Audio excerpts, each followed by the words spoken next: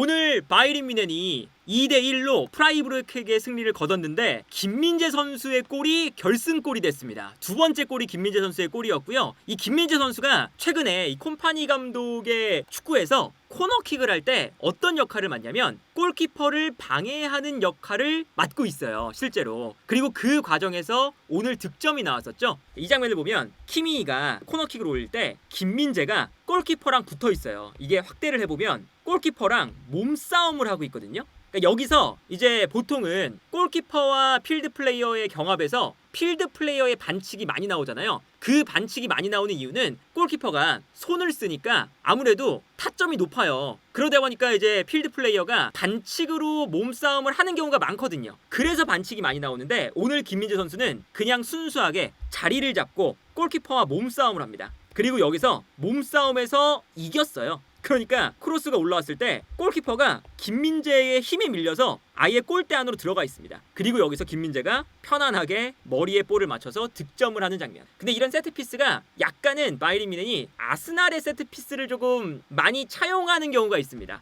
그리고 이제 그 대표적인 게 저 골키퍼를 방해하는 움직임이거든요. 자세하게 보면 이런 거죠. 이제 김민재가 골키퍼랑 몸싸움을 하는데 그냥 이제 버티는 거예요. 골키퍼가 밀고 나오는데 자리에서 버티다가 정말 순수하게 몸싸움으로 골키퍼를 힘으로 밀어내니까 골키퍼가 김민재에게 밀리면서 이게 반칙이 아니라 경합 상황으로 인정을 받은 거죠. 근데 요런 플레이가 요즘에 많이 나와요. 이게 이제 지난 16라운드 메넨글라드바흐전인데 김민재가 골키퍼랑 붙어있죠. 이 장면 보면 김민재가 코너킥이 올라올 때 골키퍼에게 붙어있어요. 완전히 붙어있죠. 그러면서 골키퍼를 방해하면서 코너킥을 이제 올리는 거거든요. 그래서 이제 김민재가 골키퍼를 방해할 때 다른 선수에게 더 좋은 찬스가 난다던가 아니면 김민재가 오히려 오늘처럼 골키퍼랑 싸우다가 거기서 득점이 나온다거나. 그래서 지난 볼프스부르크전도 이런 장면, 김민재가 골키퍼 앞에 있습니다. 그리고 여기서 골키퍼랑 싸우다가 앞쪽에서 헤더를 하는 장면, 이런 장면이 나와요. 이것도 이제 골이 될 뻔했던 장면이거든요. 아마 이런 장면이 이번 시즌에 몇 차례 더 나올 수도 있다. 그런 측면에서 보면 이 김민재의 제공권을 콤파니 감독이 또 공격적으로도 활용을 잘하고 있다고 할 수가 있겠죠. 그리고 이제 오늘 경기에서의 김민재 선수가 그 세트피스에서의 실점, 요 실점 장면은 김민재 선수가 아쉬운 면도 조금 있지만 기본적으로는 이 긴터가 머리에 워낙에 잘 맞춘 장면이기도 해요. 요 실점 장면에서 김민재 선수가 가운데에 서 있고요. 김민재 선수 앞으로 뒤에서 긴터가 달려 나옵니다. 그래서 긴터가 김민재랑 경합을 해서 득점을 했거든요. 그래서 코너킥이 올라왔을 때 긴터가 김민재와의 경합 상황에서 머리에 맞춰서 득점이 돼요. 근데 이 득점 장면이 자세하게 보면 긴터가 기가 막히게 머리에 맞춘 거예요. 그러니까 어떤 거냐면 뒤에서 달려 나오잖아요. 달려 나오는 것에 끝나는 게 아니라 김민재가 달려 나오는 걸 보고 붙을 거 아니에요. 근데 헤더가 약간 뒤로 왔어요. 이렇게. 그러니까 긴터가 점프를 뒤로 했습니다. 그러니까 이렇게 약간 균형이 무너진 상태에서 헤더를 해버리면 아무리 이 수비수가 이 앞쪽에서 대각선으로 뛰는 걸 머리에 맞추기가 사실 불가능하잖아요. 이거는 정말 긴터가 정말 순수하게 머리에 잘 맞춘 면도 있는 거죠.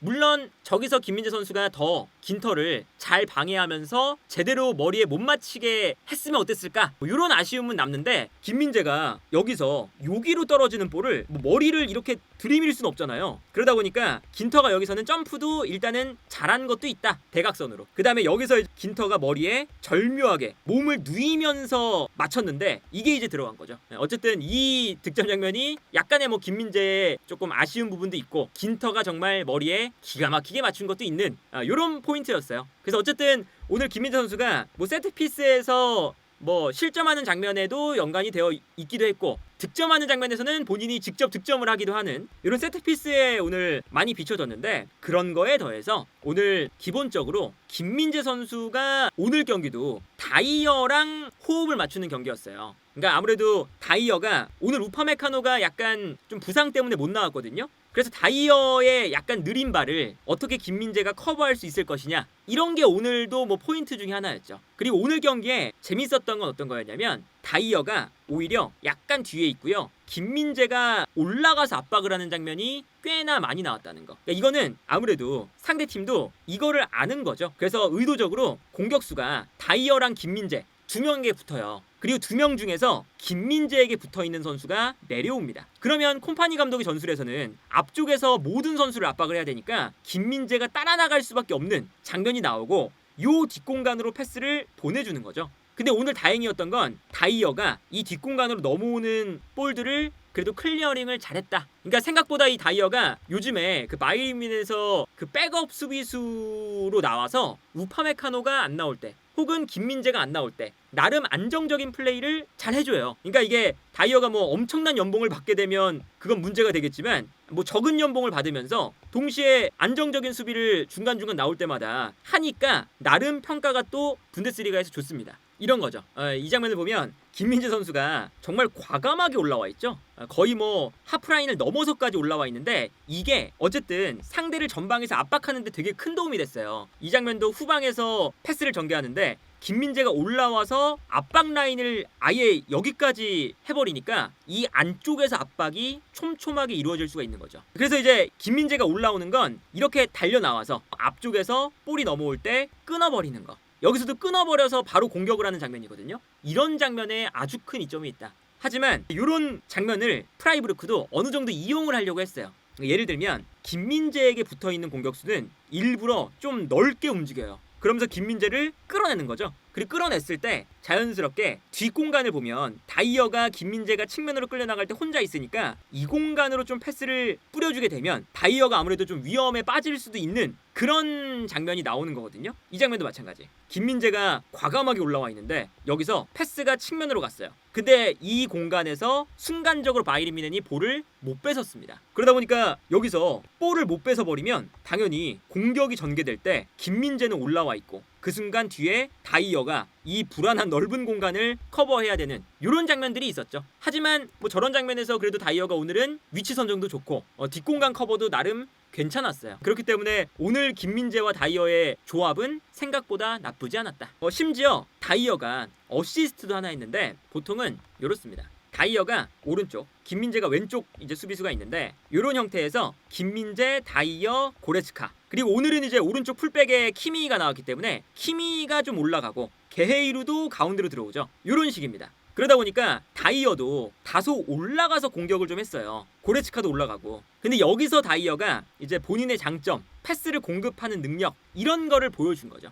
요 장면에서 어쨌든 다이어가 본인의 역할도 꽤나 잘했다. 이 장면 보면 김민재가 가장 뒤에 있고요. 아무래도 뒷공간을 커버해야 되니까 고레츠카, 다이어 이렇게 3백입니다. 근데 여기서 아무래도 앞쪽에 선수들이 달려나가면서 공간이 비니까 이 공간으로 다이어가 올라올 수가 있어요. 3백의 오른쪽이라서. 그래서 이 공간으로 패스가 들어갑니다. 그리고 다이어가 넓은 공간에서 볼을 잡을 때 사네가 볼을 받으러 내려오는데 그 순간 수비가 사네 쪽으로 좀 쏠렸어요. 이때 다이어가 오히려 사네에게 패스를 주는 게 아니라 본인이 직접 해리케인에게 전진 패스를 넣어줍니다. 이 패스가 좋았죠. 그리고 해리케인이 볼을 잡을 때 다이어의 볼을 아주 잘 잡아놨고 상대 수비수가 올라올 때 케인이 돌아서는 데 성공을 했고요. 그 다음에 해리케인의 정말 멋진 슈팅 여기서 득점. 이런 장면 보면 일단 다이어가 뭐 나쁜 플레이를 오늘 보여주지도 않았다. 그리고 이제 오늘 재밌었던 점은 확실히 이 콤파니 감독이 전술적으로도 좋은 모습들이 나오는 것 중에 하나가 오늘은 여러 가지 이제 변수가 좀 있었어요. 그러니까 아무래도 우파메카노 없고 라이머도 없고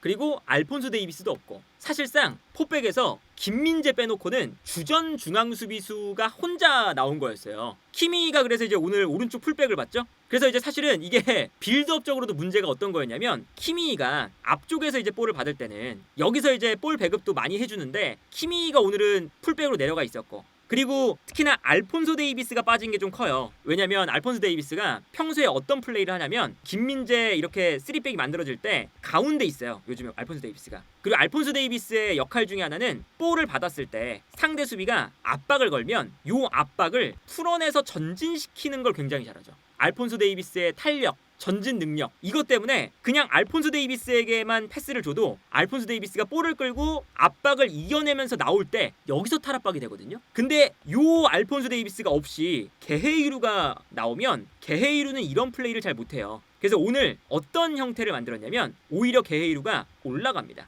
그리고 키미와 파블로비치 이렇게 됐을 때도 키미가 약간 올라갈 때가 있었어요. 그러면 오히려 무시할라라던가 해리케인이 내려와서 여기서 볼을 받아주는 거죠. 그리고 무시알라가 약간 이제 위쪽에서 플레이하는 게 아니라 이 장면에서는 알폰소 데이비스 대신에 볼을 잡고 돌아서서 전진시키는 거, 이런 거를 이제 무시알라한테 맡긴 거예요. 그리고 여기서도 해리케인이 내려올 때도 있지만 해리케인이 안 내려오면 키미가 여기서 볼 받아주기도 하고, 이런 식으로 수비라인 앞에 알폰소 데이비스가 없는 볼을 가지고 전진하는 이런 플레이를 다른 선수에게 잘 맡기는, 그리고 위치 선정을 계속 바꾸면서 상대의 전방 압박을 잘 풀어냈다. 요게 이제 그래도 콤파니 감독의 축구에 콤파니 감독이 어느 정도 이런 전술적인 측면을 잘 만들 수 있는 감독이구나 라는 것을 또 증명했던 경기였습니다. 이 장면 보시면 다이어, 김민재, 고레스카 이렇게 3백이거든요. 이때 요 앞에 파블로비치가 있습니다. 그래서 파블로비치가 이렇게 이제 수비라인 앞에서 볼을 받는 건데, 요게 이제 변형이 일어나요.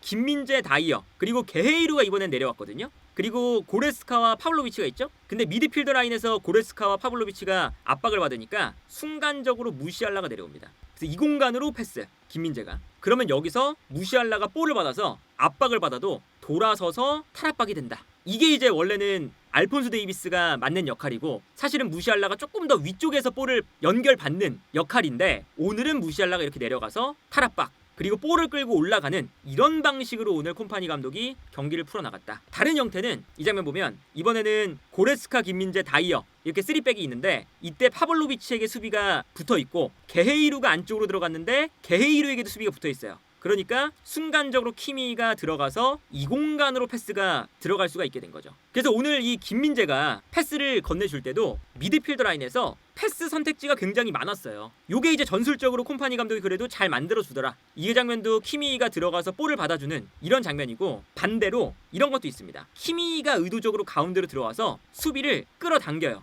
그러면 키미히, 파블로비치, 가운데로 들어온 게헤이루, 요 선수들이 미드필드 라인에 뭉쳐 있을 때 키미가 특히나 들어가면서 공간이 난 요 오른쪽 공간으로 앞에 있었던 케인이 내려옵니다. 그래서 요 공간으로 이제 케인이 내려오고 패스, 그리고 케인이 볼을 받아서 여기서 이제 탈압박이 되는 거죠. 그래서 오늘 이제 그 콤파니 감독이 그 페에노르트 전에 이제 공격도 좀 안 되고 빌드업적으로도 좀 문제가 많았고, 그리고 더군다나 오늘 경기는 라이머, 알폰소 데이비스 부상, 우파메카노 부상 이러다 보니까 좀 안 좋은 점들이 많았는데, 이런 것들을 오늘 전술적으로 극복을 잘했다. 오늘 김민재 선수가 경기가 끝나고 어떤 평가를 받을지는 모르겠지만, 일단 수비수가 득점을 했으니까 아마 좋은 평점도 받지 않을까라는 생각도 들고요. 어쨌든 오늘 이 뮌헨이 의미가 있는 경기인 게, 라이프치히가 동시간대에 경기가 펼쳐졌는데 아무래도 챔피언스리그의 여파가 좀 있었나봐요. 챔피언스리그 아틀레티코 마드리드전이 체력적으로 좀 힘든 경기였거든요. 소모가 많았어요. 원정 경기였고, 그러다 보니까 오늘 라이프치히와 비겼습니다.